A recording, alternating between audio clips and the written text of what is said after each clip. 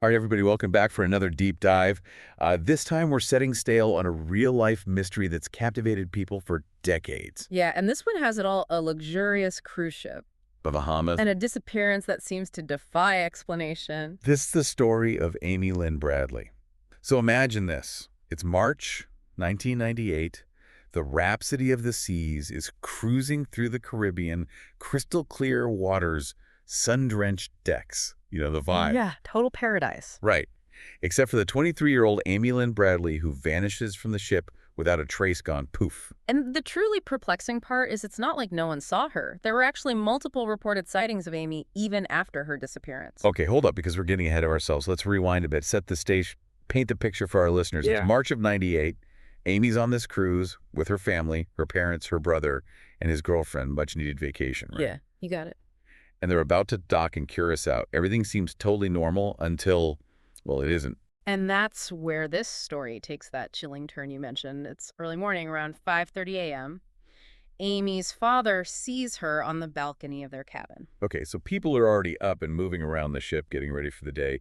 You'd think someone would have seen something right. You'd think so, but here's the thing, that's the last confirmed sighting of Amy. After that, nothing. So the ship docks, people disembark, and no Amy. No Amy. Despite an extensive search of the ship, the island, she's just gone. Okay, now we have to address the elephant on the deck here. Right. Curacao. It's a beautiful island, don't get me wrong, but it's also known for having let's say, a complicated history. Yeah, and that history plays into the theories surrounding Amy's case. Exactly, we're talking about human trafficking, which is a very real and very dark possibility that hangs over this entire story. Especially when you consider the sightings that came after Amy's disappearance. Because it's not just that she vanished, it's the whispers, the rumors, the reported sightings that have kept people talking all these years. And some of these sightings, they weren't just fleeting glimpses. They contained specific details about Amy that are difficult to dismiss as coincidence. Like the two Canadian tourists in August of '98. They were on a beach in Curacao, and they were positive they saw Amy. Positive, they even noted specific tattoos that matched descriptions of Amy's, a Tasmanian devil on her shoulder, a sun on her lower back. Pretty distinctive. Okay, but it gets even more eerie. They said she looked distressed, like she was being held against her will, and there were these two men with her, almost guarding her. Yeah, that's the detail that really sends chills down your spine. Right, like who were those men? What were they doing with Amy?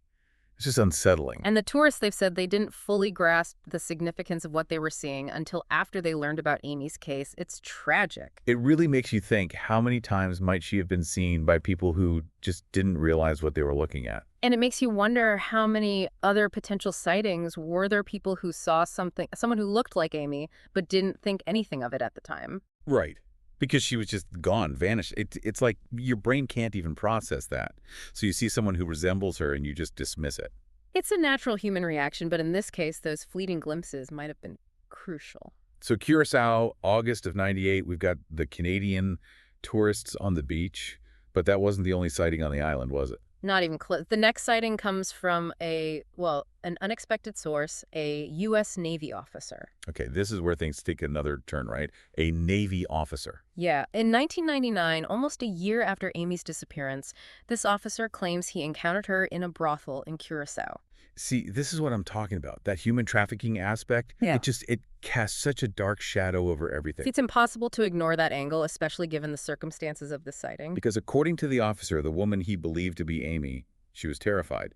She told him she was being held against her will, begged him for help. And this is where things get really complicated. Because he didn't report it, did he? Not right away. He said he was afraid of the repercussions being a U.S. officer in a brothel in a foreign country.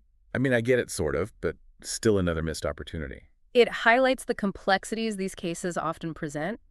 Sometimes witnesses are hesitant to come forward for various reasons. Fear, uncertainty, it's understandable, but in these situations, time is everything. Absolutely, every second counts. And unfortunately, in Amy's case, those lost seconds turned into months, years. Okay, so we've got these two very distinct sightings in Curacao, both with details that are hard to write off as coincidence. What came next? The trail, as they say, goes cold for a few years. Until 2005, we're in Barbados now, a completely different island. hundreds of miles away from Curacao. Exactly, which really makes you think about the logistics involved if these sightings are all connected. Okay, so Barbados 2005, what happened?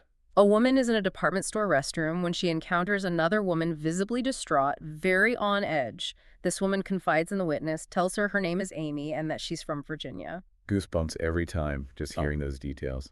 Right, it's like, how do you explain that away? You can't. So what happened? Did they talk more? That's just it. Before the witness could learn anything else, 3 men entered the restroom almost as if they were waiting and quickly ushered the woman away. Like they were guarding her? That's the impression the witness got. They were described as well-dressed, authoritative, definitely gave off that vibe. It just reinforces that human trafficking angle, doesn't it? Like she's being moved around, kept hidden, but always under their control. It's a chilling thought, and it speaks to the organized nature of these operations. It's not just a random person grabbing someone off the street. It's often planned, strategic message. Horrifyingly so. And the witness in Barbados, did she describe the woman in more detail? Anything to definitively say it was Amy? Unfortunately, no. While some sightings mention specific details like the tattoos, none were ever definitively proven to be Amy. So it's like grasping at smoke. You see it, you think it's something, but then it's gone. And that's not even the end of it. There's another piece of this puzzle we haven't even touched on yet.